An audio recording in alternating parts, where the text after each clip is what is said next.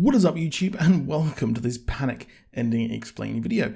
The show Panic follows a Fear Factor mixed with Saw game where teenagers compete for a prize pot funded by potential competitors, putting in $1 a day.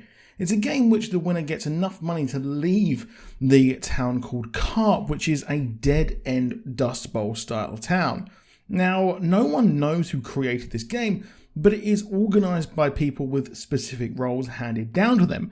They have the bagman who looks after the pot, judges who control the game, and MCs who will present the game. These roles are passed down from people who had the role previously, as we learned from Natalie. Now, it seems to be passed down from generation to generation to the next senior class, and each game, each person enters and would compete in increasingly dangerous tasks like we saw over the course of the season. Now, in a previous game, this is where we start.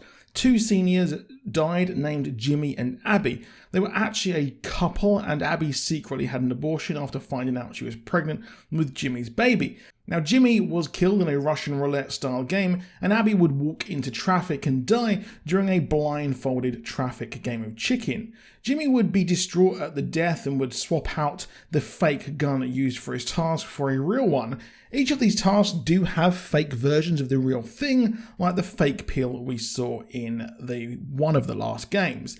Abby was receiving threatening letters about what she did and threatening her to actually leave the game. However, it turns out after the police have been investigating the game for so long, Sheriff Cortez, Jimmy's father, has been betting on the game for a while, and due to recent money troubles, he tried to fix it so that his son Jimmy would win the game, even threatening Abby, his girlfriend, in secret. He inadvertently led to the death of his son and his girlfriend, and now that was last year, and we start with this year's game. Having even more money troubles as Jimmy didn't win, Cortez went on to try and influence this year's game. He would have an affair with the new-to-town Dodgy's mother, and her daughter Dana was hit by a car and is confined to a wheelchair. However, he lies and said it was actually Luke, a previous winner of the game, and the brother of Ray, the bad boy in this year's tournament. He says how he actually hit her and engineers it so that Dodge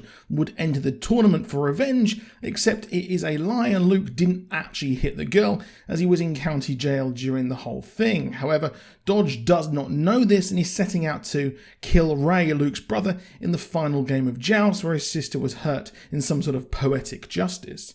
Now, Dodge spent the entire game trying to get his revenge, but he would be restrained by Bishop to actually stop him killing Ray, and Heather took his place as the sheriff took the car, determined to not chicken out so he can engineer it so that he wins the prize pot.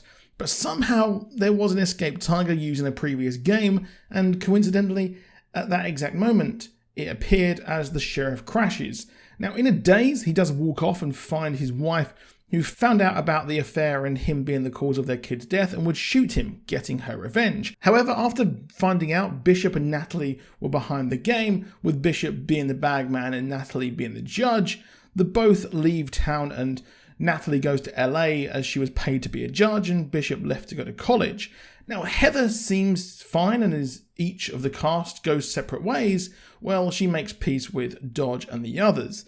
Now, Heather actually ended up with Ray, as the bad boy turned out to have a heart of gold.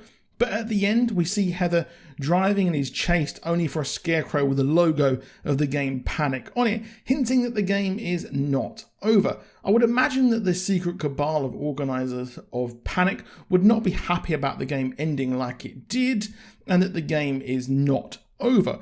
We could possibly see a winners tournament, which would be fun. However, she uncovered the betting ring, and many other contestants had big reasons for wanting the money. And well, I would imagine a few of the bettors are not happy, so they could be out for revenge and maybe forcing her to compete in the next game. While Natalie refused to actually appoint a new judge, Panic here is clearly not over.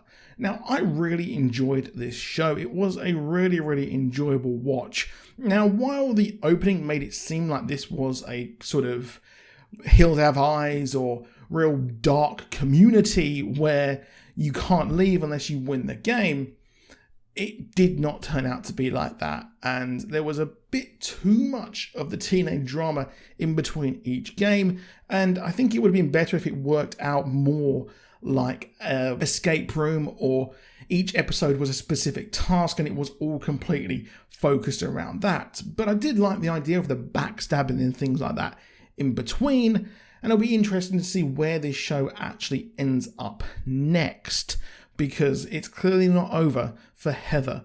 But she does have reasons to stay with Ray and her sister and her being free of their mother. But that is it for this video, so please do drop a like down below, do subscribe with notifications on, and this was just a short video here as we head towards Sweet Tooth coming out on Friday, which I will have a video of, and at some point we're hopefully going to have a trailer for Spider-Man No Way Home. But I'll see you soon, and goodbye.